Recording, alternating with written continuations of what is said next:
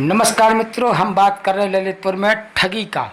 जो ठगी के शिकार हुए हैं वह टीकमगढ़ के निवासी पुष्पेंद्र सिंह चतुर्वेदी है और वो एक कथावाचक है, सरल स्वभाव के। किसी समस्या में फंसे हुए थे तो यह जो मिर्चवाड़ा निवासी है अभिषेक वाजपेयी, ये भी मंदिर में पूजा पाठ का कार्य करता है। बड़ी शर्म की बात है कि ऐसे मंदिर के पुजारी के द्वारा कृत्य किया गया कि एक कथावाचक से 2000 रुपये ऐंठे गए हैं किसी सरकारी कागज के नाम पर, आवेदन के नाम पर। आखिरकार ऐसे कौन से आवेदन थे जिनमें 2000 रुपये का खर्चा है? कोई आवेदन नहीं था, ये केवल एक ललितपुर के लिए पुलिस अधीक्षक के लिए एक प्रार्थना पत्र था। उस प्रार्थना पत्र के आधार पर 2000 रुपये इसने और इसकी पूरी गैंग, जो गैंग स्टर का आरोपी है अभिषेक वाजपेयी, इसकी पूरी गैंग सक्रिय और पत्रकारिता का चोला ओढ़कर आए दिन कहीं ना कहीं लोगों के लिए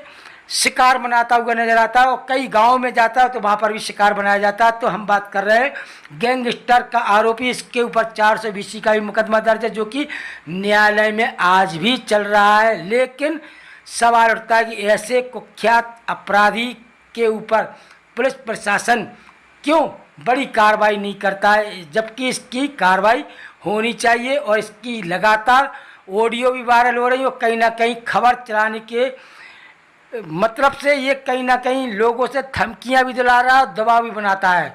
तो इसकी पहले भी ऑडियो वायरल हुई थी जिसमें इसने धमकी दी थी कि, लेकिन सवाल खड़ा होता है कि ऐसे व्यक्तियों को पत्रकार कौन बनाता है और पत्रकार बनने के उद्देश्य क्या होती है। तो पत्रकारिता भी ऐसे व्यक्तियों के द्वारा कहीं ना कहीं बदनाम हो रही है।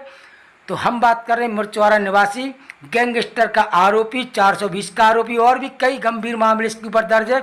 और ललितपुर शहर में भय का माहौल ये पैदा कर रहा है। भू कारोबारी भी है, कई जगह पर इसकी प्लॉटिंग चल रही है और प्लॉटिंग के ही नाम पर यह लोगों से ब्याने के नाम पर रुपया ले लेता है, उसके बाद में फिर रजिस्ट्री नहीं करता, जिसकी पहले कई शिकायतें हो चुकी हैं।